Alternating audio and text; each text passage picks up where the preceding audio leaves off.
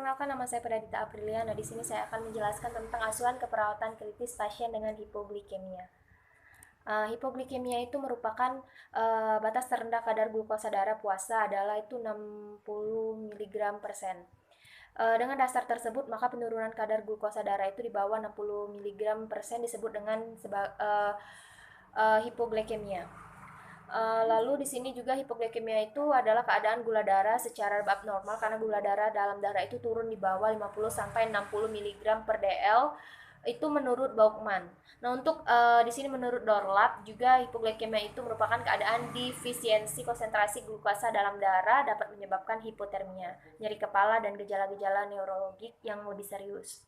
Nah, untuk etiologinya sendiri itu ada shock insulin, ada isolinoma, stres, penurunan berat badan, malnutrisi, sepsis berat, pasca gastrostomi, defisiensi glukoritokoid, efek obat seperti etanol, salisilat, quinin, dan insulin.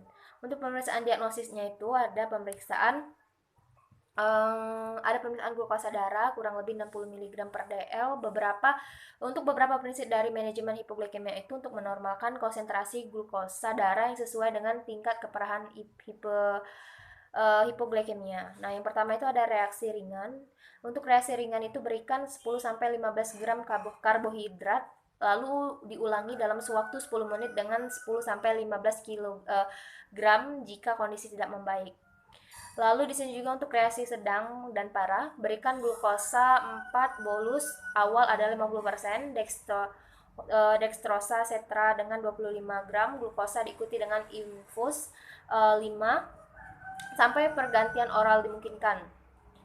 Nah, di sini juga ada diagnosa keperawatan pada pasien hipoglikemia itu ada ketidakstabilan glukosa darah dalam darah, elektrolit yang tidak seimbang berhubungan dengan sirkulasi berlebihan insulin, lalu proses berpikir terganggunya berkaitan dengan penurunan glukosa ke otak.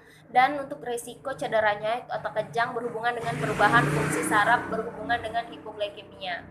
Nah, mungkin itu saja teman-teman yang dapat saya jelaskan tentang hipoglikemia. Saya ucapkan terima kasih.